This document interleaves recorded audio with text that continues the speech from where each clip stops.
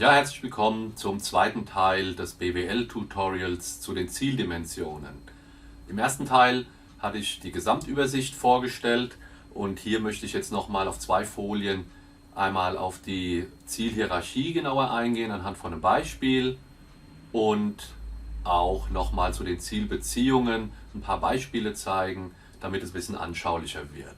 Also zunächst mal, wie wir schon auf der ersten Folie gesehen haben, gibt es sogenannte strategische oder auch langfristige Ziele. Das sind die Oberziele eines Unternehmens. Dann muss das Ganze weiter runtergebrochen werden, wenn man mal davon ausgeht, dass so strategische Ziele von der Geschäftsleitung, von dem oberen Management festgelegt werden. Dann muss das ja runtergebrochen werden auf die unteren Unternehmensebenen. Da werden dann erstmal Zwischenziele formuliert, die dann noch weiter konkretisiert werden müssen zu den operativen Zielen. Das sind dann die, die sich tatsächlich auch genau messen lassen, was die Erreichbarkeit angeht. Das heißt, hier stecken zwei Aspekte drin. Einmal die Rangfolge, die Anordnung, die Hierarchie der Ziele und aber auch ihre Messbarkeit. Das nennt man Operationalisierung. Deswegen spricht man ja auch bei den operativen Zielen von den kurzfristigen Zielen, die sich gut messen lassen.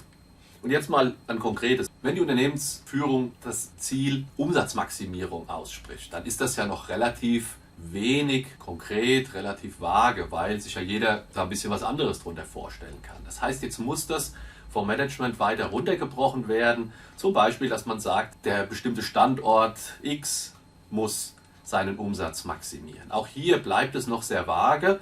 Das heißt, um tatsächlich auch damit arbeiten zu können, muss man das nach den drei Kriterien, die wir schon kennengelernt haben, genauer definieren. Also nochmal, inhaltlich der Betrieb X bei dem Produkt A, also das heißt, hier wird es nochmal ein bisschen konkreter. Für das kommende Jahr soll der Umsatz um 5% gegenüber 2019 gesteigert werden. Das heißt, wir finden hier sowohl Inhalt, Umsatz des Betriebs X bei Produkt A, als auch Ausmaß, das sind die 5%, und der zeitliche Horizont halt innerhalb von einem Jahr. Und hiermit kann man jetzt arbeiten und kann dann auch, wenn der Zeitraum abgelaufen ist, genau überprüfen, ist das Ziel eingehalten worden oder nicht, und kann dann in die Ursachenforschung gehen, kann Verantwortlichkeiten festlegen und so weiter. Also das ist die Geschichte mit den Zielhierarchien und der Operationalisierung von Zielen.